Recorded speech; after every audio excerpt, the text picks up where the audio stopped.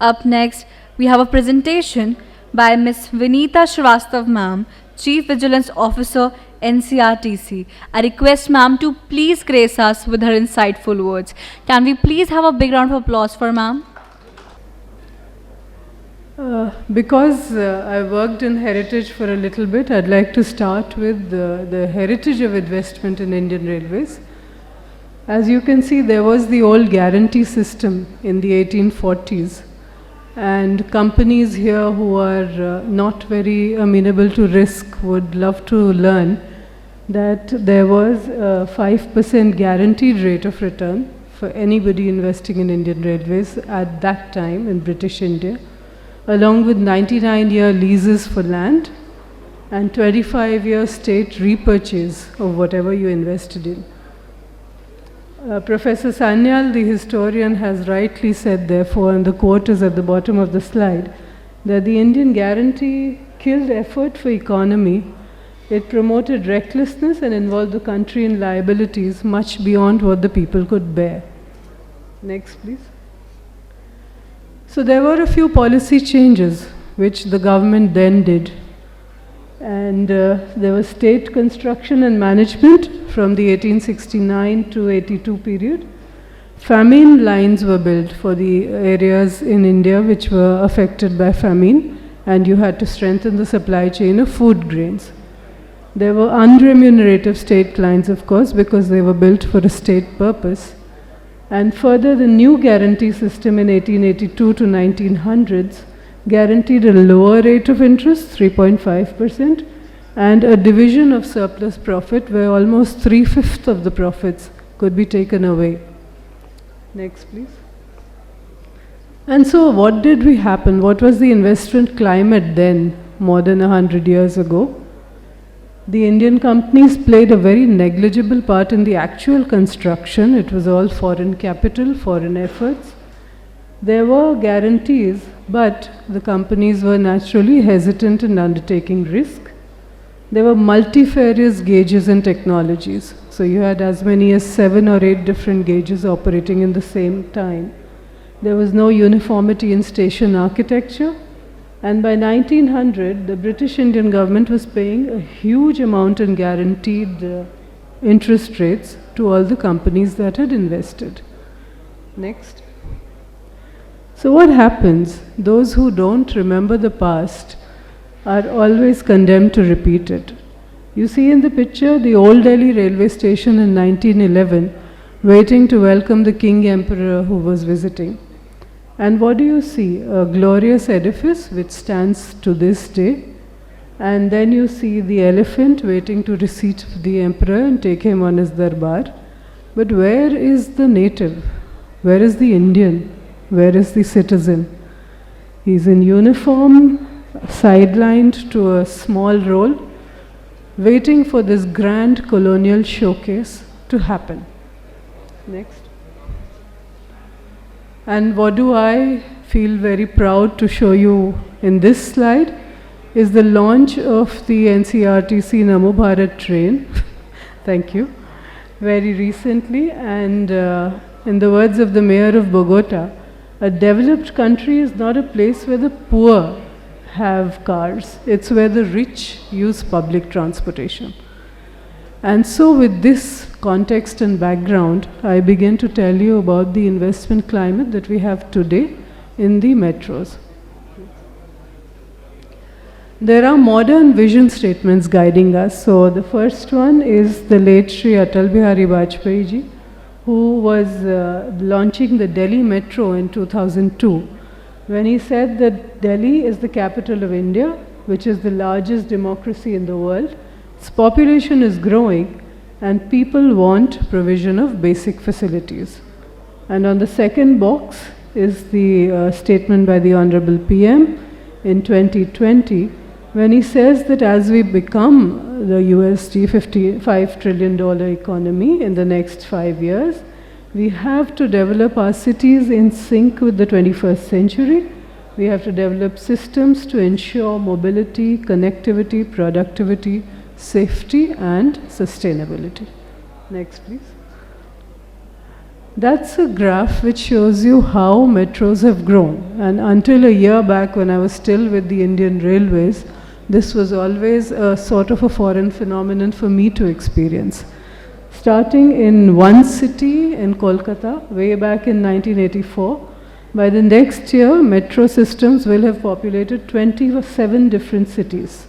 And those are the statistics: 18 stations, 700 plus kilometers of metro lines, 1700 kilometers of metro networks including the RRTS, approved corridors, and ridership in lakhs per day. Next, please. So how does this all happen? Just like the British India tweaked its policy, so did we.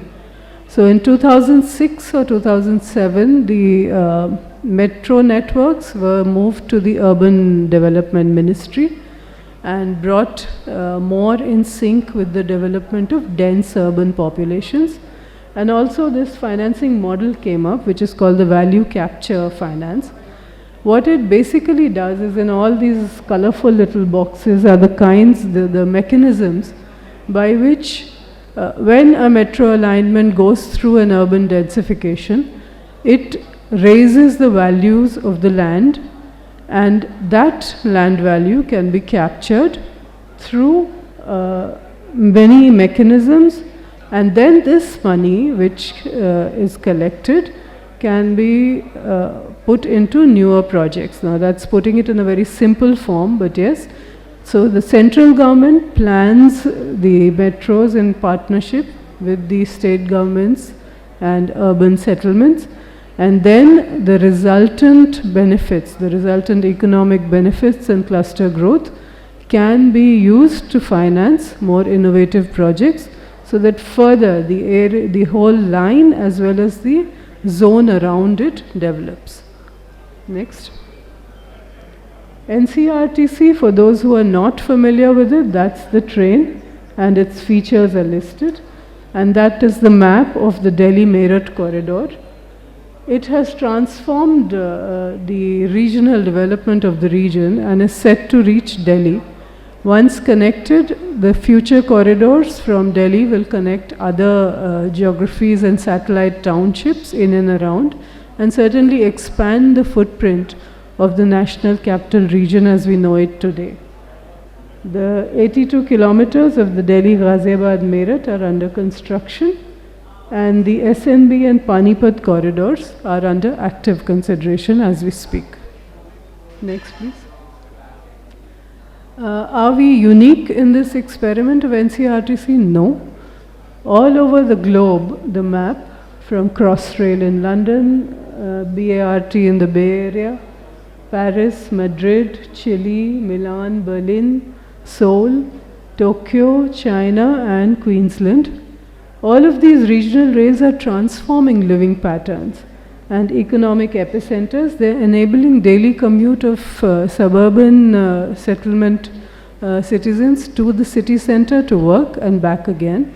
And so it's perhaps a novel experiment for India, but certainly not a stranger to the world. Next, please.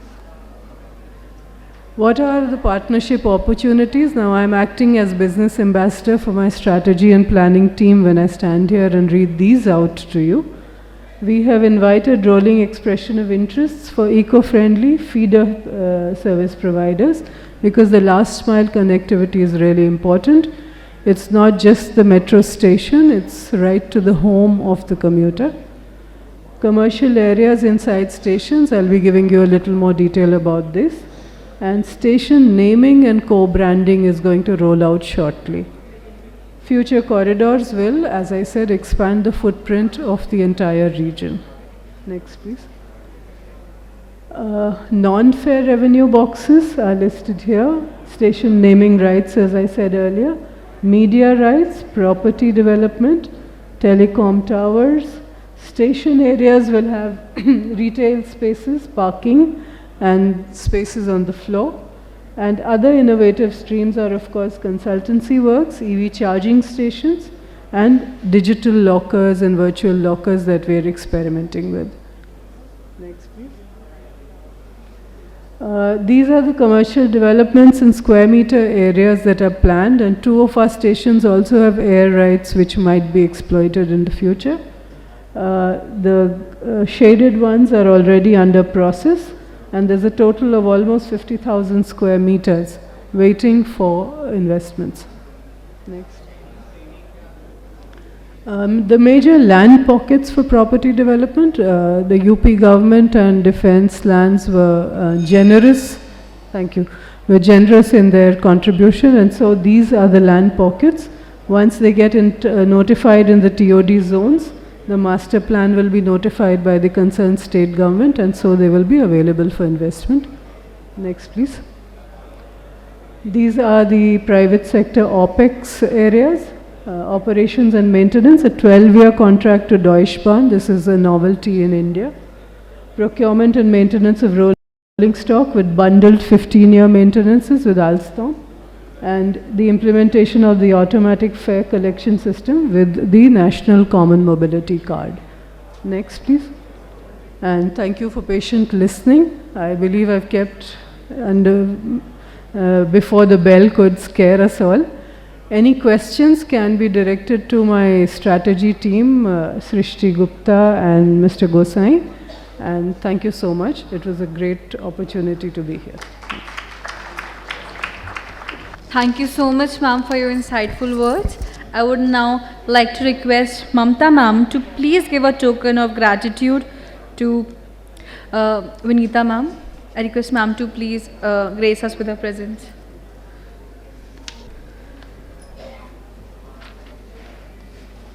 Can we please have a big round of applause, everyone?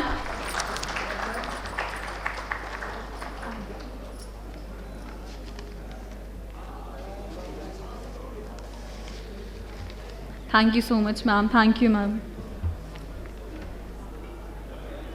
I would now like to request Mamta ma'am to please give a token of gratitude to Mr. Aditya sir.